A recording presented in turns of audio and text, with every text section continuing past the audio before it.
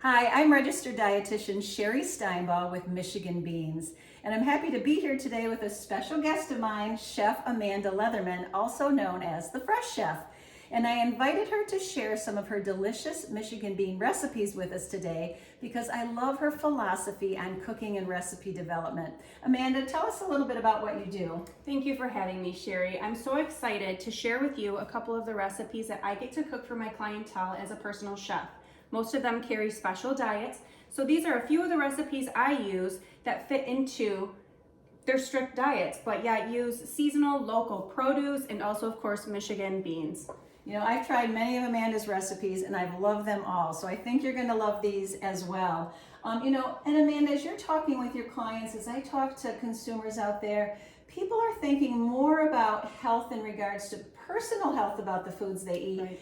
And looking at that of the environment. So they're looking for what we call a sustainable diet, don't you think? I do. Yes, and research shows us that eating more of a plant-forward diet, as I like to say, doesn't mean giving up meat and all of that totally, but eating a more plant-forward diet, enjoying more plants on the plate, really is a way that you can eat more environmentally friendly, and it's good for people and it's good for the planets, and certainly Michigan beans fit right into a plant-forward dietary pattern.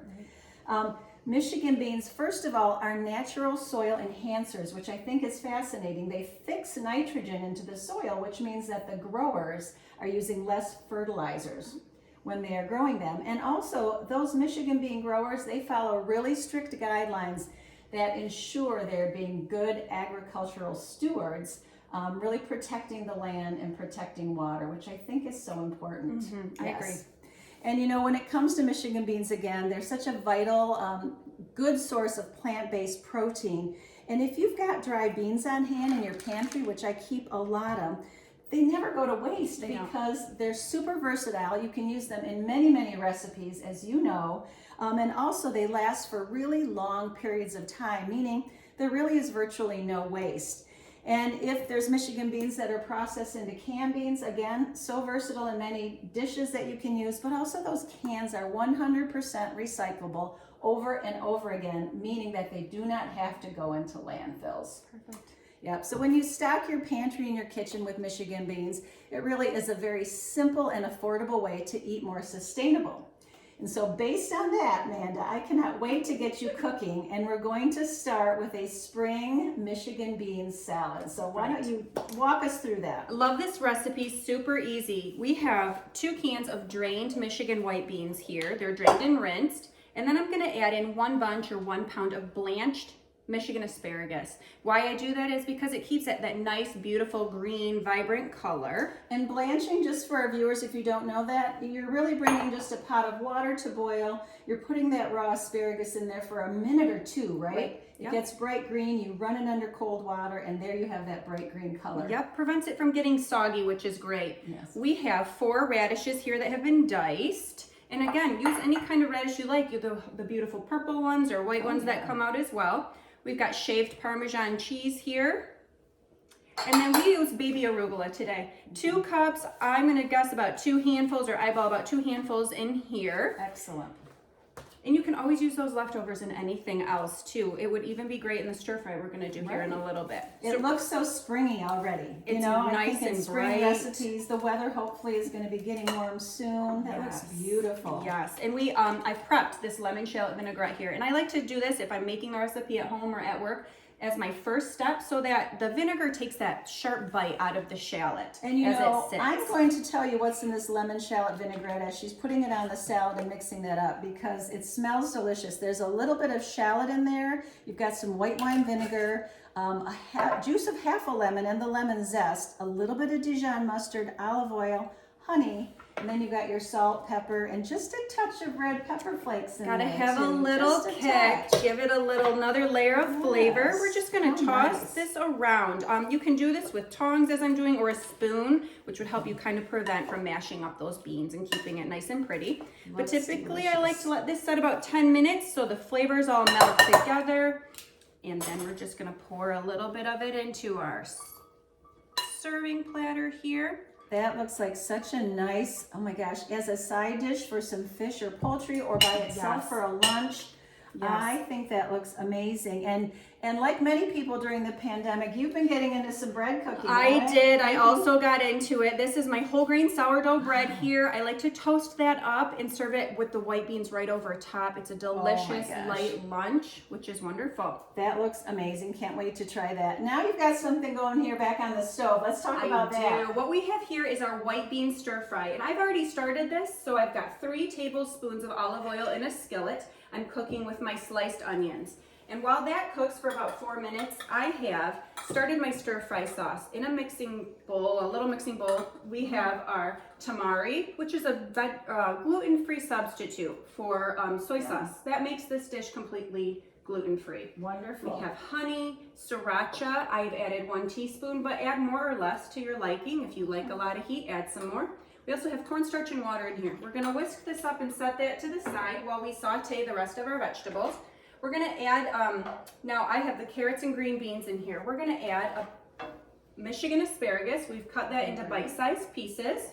So we'll add that to our love that we're skillet. cooking with asparagus too here because again, it is something we think about in Michigan in spring and we love supporting our local businesses, the Michigan asparagus, the Michigan beans. This is wonderful. And it's so delicious when it's in season, and what a great color. Now we're gonna add in some sliced shiitake mushrooms. You can substitute any mushroom you'd like. I love the earthy flavor of shiitake mushrooms. Goes so well with asparagus and carrots that we have in here. We're gonna saute these vegetables on medium-high heat for about 5 minutes. We want them to be tender but not mushy. Nobody wants a mushy stir fry. So we're gonna saute those, and once they've sauteed and cooked down, we're going to add our chopped ginger and chopped garlic. So for sake of time, with the video too, you would let this cook just a little bit longer, but we want to show everybody how to assemble it easily. Great. Right. Okay. So we'll add the chopped garlic and ginger. And what I want to do here is just saute that just until it's fragrant. We don't want to burn the garlic and ginger. We want them to be present in the dish. You can already smell it. It smells so delicious. Oh, it's so yummy. And what a great vegetarian way. We could add chicken or beef to this, but what I love is that's so much easier to add a can of white bean. There's no extra cooking in the pan. It can all go in together.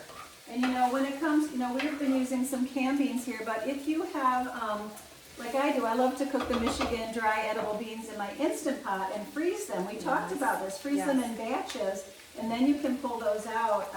Again, so easy to use them. And you need about 2 cans, right? 2 or cans. about 3.5 cups of the dry beans if you're cooking those. Do whatever you have on hand. Yes. And we'll dump those right in. So either like the white beans, the navy beans could go in here, the white cannellini beans, the white kidney beans, or really any other Michigan bean. Any other bean. And it's just such an easy way to add delicious protein, and it adds a nice creamy concept to this dish.